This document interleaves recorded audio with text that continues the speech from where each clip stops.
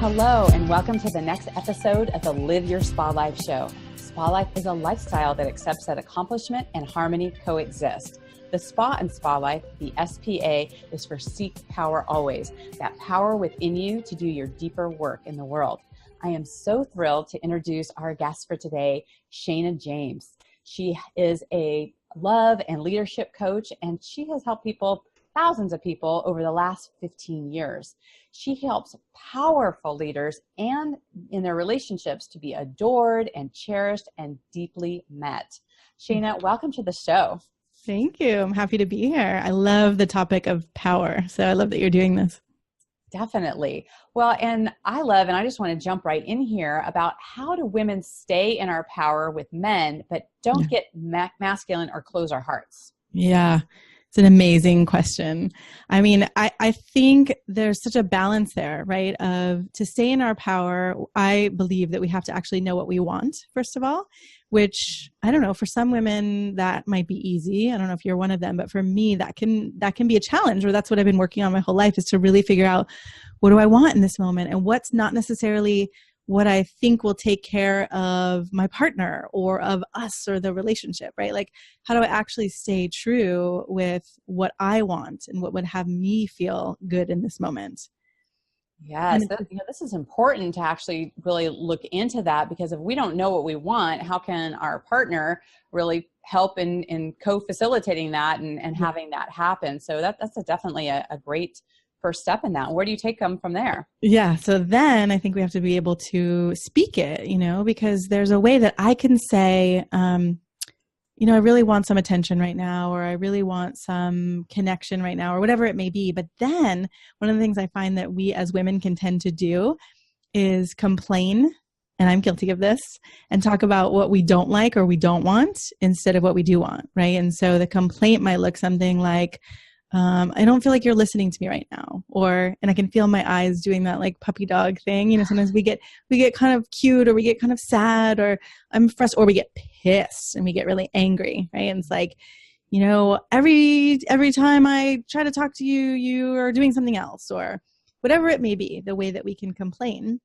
right, as opposed to saying something from the desire, which would be more like, what I would really love is if you could sit with me for 5 minutes on the couch and listen right now. Or, even think about the garbage a lot, right? Like if we have a male partner, it's not to genderize, but sometimes it's the male partner's role to take out the garbage. And, instead of saying like, honey, I would love it if you would take out the garbage, or it would make the house feel that much cleaner, we can go into, God, the garbage is still here. Why hasn't this happened? Or, there's only one thing you're responsible for, and this is not getting done.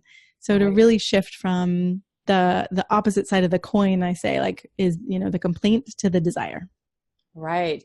I've heard this stated in ways where it's like letting men in particular know, like, what does this provide for you? Right. Yes, so when they know because they want to provide for you, if you can actually say, hey, versus, hey, handle all this stuff and rattle off a list. But if you actually make a connection of what it provides, then it really cements in why they would want to do that for you. Yes.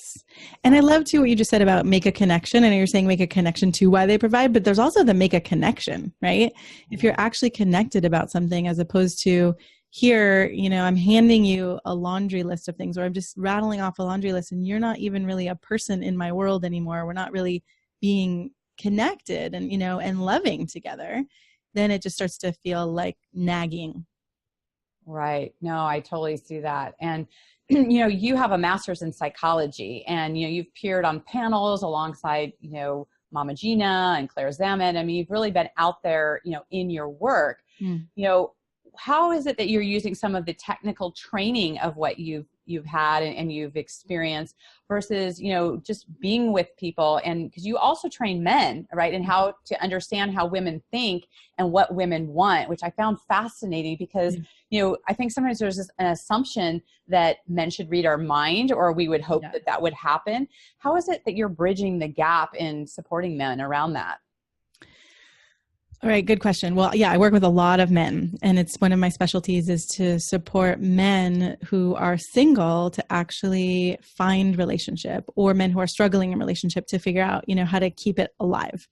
And And it's funny because I used to work, I used to have a workshop business for women. And as I started transitioning to working more with men, I started realizing, I'm still working for women here in a way. I mean, I'm doing it for men too, but there is a way that so many women come to me and they say, where are all the men who are emotionally available and who, can communicate consciously and who can really be here with me and be present with me? And so, it takes, and this is one of the points I would say too, to maintain our power, it takes a kind of love and acceptance for men to start to feel safe, that then they can learn some of these skills, like how to actually stay present and how to listen and how to, open their hearts when they're listening and not just be in their minds. Right.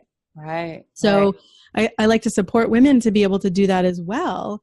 And, when you're in a relationship, as opposed to that kind of disappointment or nagging. And again, I take all of my lessons, on a weekly or monthly basis.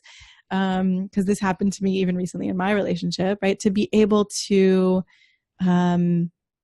not cut men down, but see the highest, right? See what's possible for them and actually call them into it as opposed to slashing them down. Right. Well, I really appreciate you talking about the safety aspect for men and women, right? Because if you don't feel safe in the relationship to share yourself, that could also be part of the conflict, right? That you're not really sharing what's really true for you because of how that can come up. And, I know we were talking about how we design our life, like how we are consciously creating the space and things that we do. Yeah. And I know you do that in romantic relationships, and I'd love for you to share, around how you practice that. Yeah. Well, I had an interesting one come up recently where my partner and I were talking, we were having a conversation, and something I said triggered him. This is how it often goes in a couple, right? It's like if only one person is triggered or, gets tense, everything could be fine because the other person can kind of listen and reflect back and be like, oh, I hear you're upset about something, right? But then when both people are clenching, that's when we start to have a problem. So, he I think he had responded to something I said about feeling hopeless. And so his mind went into all of the women in his past where, they felt hopeless, and then suddenly the life got sucked out of the room or the relationship or whatever. And then he started talking, about that with me. And then I noticed I was feeling furious, like the rage, I was seeing red, it was coming out of my eyes. And we were both sitting there though, and we were kind of calmly and tensely having this conversation. And I came back to, one of, I think, the foundations, which is to be able, that gives me power, or where I feel empowered, is to be able to speak the truth in the moment without attacking or blaming or shaming. And so I just started to say, I'm not fully here right now because I am feeling furious, and I'm going to take responsibility, and I'm not going to lash out at you and make it your fault or your responsibility, but I'm going to say, like, I am seeing red and I'm seeing visions of hurting you, and I'm just pissed off. And he looked at me, and this can take some navigation in a couple, right? If this has never happened before and you say something like that, the partner on the other side may suddenly feel attacked, even if you're not attacking, right? But we have enough experience where we've done this before. And he looked at me and he was like, oh, finally, like now I feel, it was like the life got breathed back into us. And so, my tendency, and again, we as women all have different tendencies, but my tendency can be, I'm going to keep the peace, or I'm going to make it nice, or, I'm going to try and help the other person over there not get hurt. And so when I speak up and speak my truth without attacking or blaming, it actually seems to wake up the conversation, right? Or the connection. Right. And I just want to add one note, which is we're all different, right? So, for someone who's really used to just saying it like it is, and I always tell my truth, and that, like, there might be a little bit of a softening that might need to happen there to feel empowered and to stay in our feminine as well. Right. Well, and that's what sparked for me as well, is this is such a spectrum, and it's such a great part of the conversation to really look at here is that, you know, you can be on the full end where you're totally upset and it doesn't feel safe. And, you know, I actually spoke with, I had a guest on who was talking about some realization with the type of anger that she was having was actually creating the police coming to her home, and realizing that it had gone to such a point for her that she really had to have some awarenesses and check in with herself of where that is.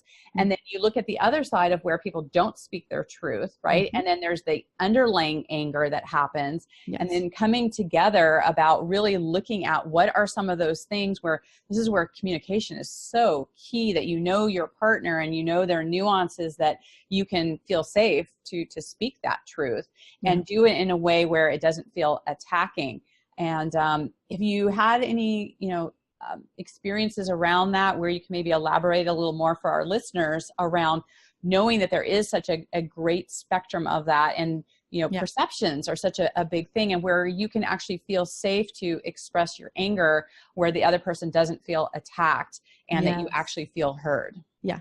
Well, one of the important pieces is about setting context, right? And so it's a maturing to be able to feel our own anger and witness it at the same time. And even more so than to be able to communicate from that witnessing. And I can't always do it. You know, there are times where I might get mad and I say, like, I'm just going to take myself out of the room for a couple minutes, or I'm going to go take a walk or take a breath or something, right? But when I can do it, you know, there can be a sense of, wow, I notice I'm feeling the context piece of, I notice I'm feeling a lot of anger right now, or I'm feeling, you know, upset about something. And I don't want to say that it's your fault, but I am wondering if you would be available for me to, you know, express some of my feelings, right? Then one of the parts I think is most important is, for those of you who've studied nonviolent communication and other, you know, communication tools, is to use I statements, right? So we're not blaming and attacking by saying, you are such and such, right? You're being a jerk, or you did this thing, but to actually say, like, I'm feeling,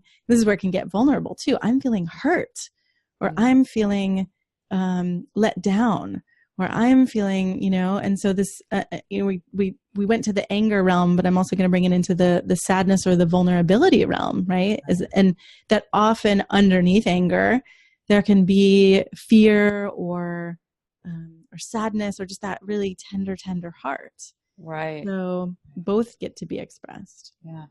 Well, speaking of fear, you know, how is it, you've talked about how you can sometimes use fear in many different ways, anywhere from a distraction to create connection. I mean, how is it that you're using such a strong emotion as fear in both of those ways?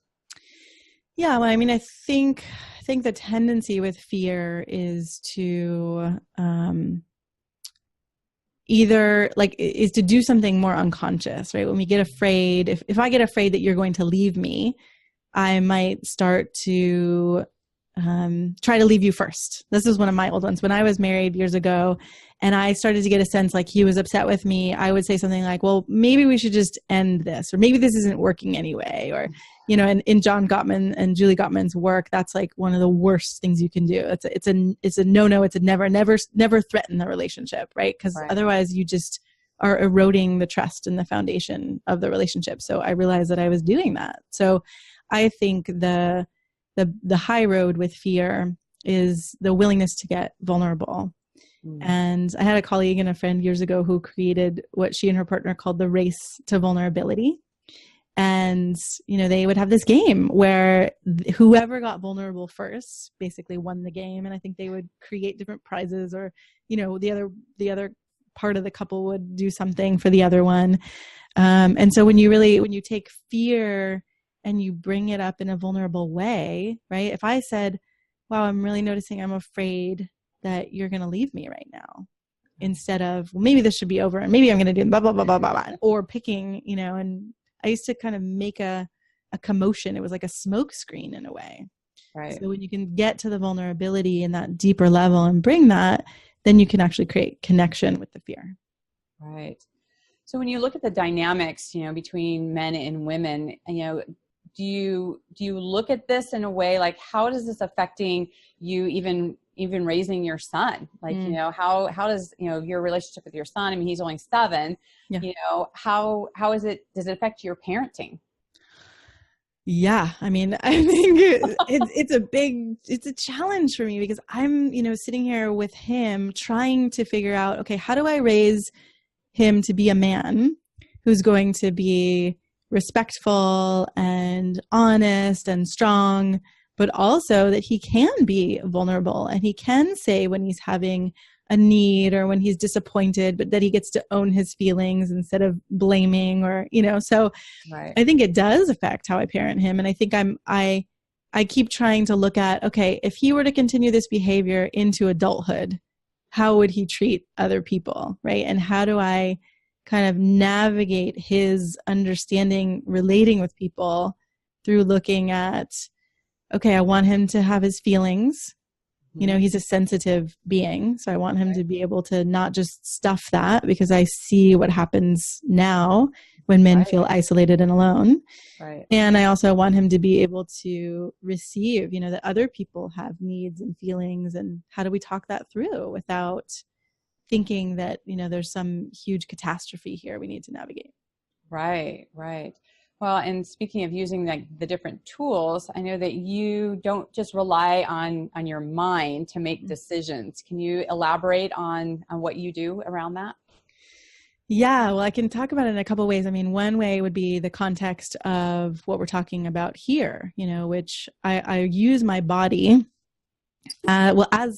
so a little bit separately, I use my body as a decision-making tool, right? Where if I'm trying to make a decision about, is this the right thing for me to do, or is this the right next step? I'll check in with my body, and I usually get either this kind of uplifting feeling or a little bit of, giddiness or tingles for a yes, or I start to feel a little bit more weighted or, heavy for a no. So that's one way that I use my body. And then the other way, when I'm thinking about communication and relationships, I had an experience years ago where someone said something and I just felt angry and I felt disappointed. I felt hurt. All these feelings came up. And I actually also felt like I got punched in the gut. That was the physical experience of it. And so when I could say, instead of saying all of these either hurtful things or confusing things, I just said something like, whoa, I'm feeling a lot right now. It's almost like I just got punched in the gut. And I'm going to take a couple minutes to breathe and calm myself down before I'm going to respond to what you just said, because otherwise I'm afraid I might explode. So it's it's a really simple tool to use, is just to refer back to your body, like, whoa, I just feel like I lost my breath, or suddenly, my knees went kind of weak and I got really scared and wobbly. Then you don't necessarily have to explain yourself right away, right? You can go into the details, but it's a really great way to let someone know what's happening instead of lashing out or distancing and pulling away. Right. Well, it's so powerful to have that context, right? To be able to articulate that in a way that, even though you may not be able to articulate deeply or really explain where you're at, to at least give someone a sign of like what's happening in the space. Yes. So then they can have, some more, presencing of what's happening and be able to really temper their reaction, if you will, and not take it personally as well, right? Because there's so many times when things are happening in our space, we can look at it as, well, what am I doing? And things are happening where it may have nothing to do, with that person. It's just part of the experience that's happening around that. So right. And it's much easier to not take personally, oh, I just feel like I got punched in the gut, than I think, you just told me I was wrong, or right. Like whatever we're going to say with our minds or our emotional content is so much easier for someone else to take personally than I just had a visceral experience. Right. Definitely. Right. Well, and just the whole aspect around being powerful, that whole seek power always, that power within you. How is it that you see that women are able to, stay powerful in the world without burning out or burning bridges? Yeah. I mean, I think for the powerful without burning out, I think we have to listen to our bodies. As long as we're on the topic of body, our bodies give us very clear signs, and they will get louder and louder until we actually listen. And on the other hand, going back to what we said before, when we're in the state of complaint or making wrong, or, that frustration, it's a really different energy in our bodies than the energy of desire. And the energy of desire can be really, exciting, and it can also be really tender and vulnerable. But both of those are a much more restful state than the frustration and the tension, right? Right. Yeah, just having that awareness. I mean, I think it's been said, many times that by the time our body is sensing things that are happening, there's been other signals that have come up, right? Yeah. Within, our mind or our heart, or there's our emotions, like all these different things that by the time it gets to the body, it's kind of like that last stop of like, well, if you're not going to listen to me. Like a bashing on the head. Right. To have that happen, which is huge. Yeah. So Shana, you have a kind of a unique notification that you have set for at night. How did that come about, and how do you use it? I can't remember which one I told you, but About Most Alive. Okay, good. That's the one I thought, right? Yeah. So on my calendar, I have this event actually that I just repeat every night, and it's what makes me feel most alive. Now, again, I think we're all different, and we all have different questions that inspire us or that speak to a different phase in our lives. I've had different ones at different times, like what would be the most peaceful thing for me to do right now, or what would really nurture my body, or something like that. But yeah, the aliveness one came from this recognition that I've been making a lot of choices lately that feel more like they're good. It's good for my family, or it's good for my business, or it's good for, it's good for accomplishing something, but that I haven't necessarily been basing it on what makes me feel most alive. And so that for me is an attempt to create some balance and, to not burn out by adding that piece back into my day. Right. Well, and just to peek behind the curtain of you, what are some of those things? Some of the things that make me feel most alive. Yeah. Flowers, it's really, I don't know, maybe a lot of us like flowers, and it seems like it would just be such a little thing. But when I buy flowers or someone brings me flowers, I notice I feel lit up, and it's almost like, it also happens when I go out into nature. So it feels a little bit like bringing nature into my home.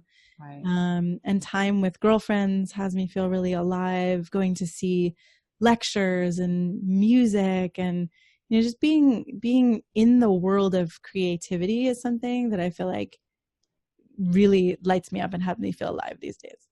Right. I sometimes wonder, especially some of our listeners who might be multitasking or driving or whatever, This may have escaped you. And it's really important to have, some of these nuances of, asking questions like that what makes you feel the most alive? Because, one of the things we found with women is they tend to overgive, right? They're giving in so many different ways that are really giving their power away. Yeah. And a way of grounding yourself is having activities like this, where you're actually asking yourself, because you think about all the things that we do during a day. Yes. Who are they for, right? For our clients, for our family, for other people, right? And we're kind of like the leftovers at times as far as what that looks like. And I think to have practices like this, where, I'm a big proponent of using alarms to just really ground things in and have mindfulness and have certain things.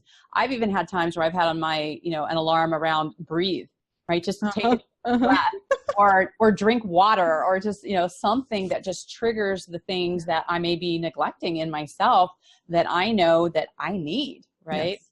And so I love that you do this. And I think it's important for our listeners to start asking of yourself, what are those questions for you? And what is it that you can be doing that allows you to stand in your power, that allows you to be more alive, that allows you to have the experience of the life that you want to have now? I think that's really powerful.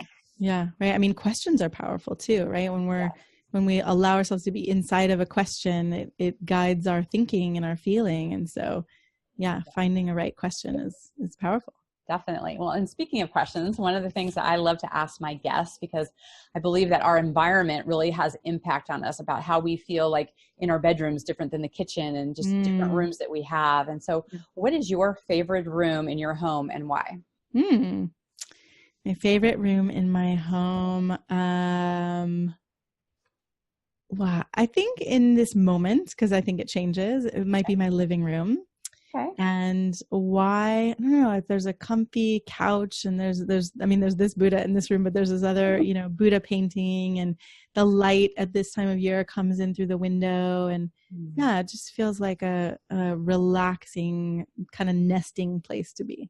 Nice. I love that. Just the space to talk about beauty, right? I mean, things that inspire us in our space and that allow us to just really be with who we are. So yeah, a couple years ago, I went away on a vacation and I was really feeling burnt out, and beauty was actually what came to me, that I needed to add more beauty into my life and pay attention to beauty. So I love that beauty comes up too. Yeah, definitely that comes up for me. So good. I love that. Well, Shana, I know that our listeners are going to want to stay in connection with you, and I know that you have a free gift. Would you like to share about that? Yeah, I created, it's kind of a vision or a manifesto, I would say, of a woman who believes in herself. And I created it actually with a colleague of mine, Alexis Shepard, and we led authentic woman experience workshops together for a while, and they're still happening every once in a while.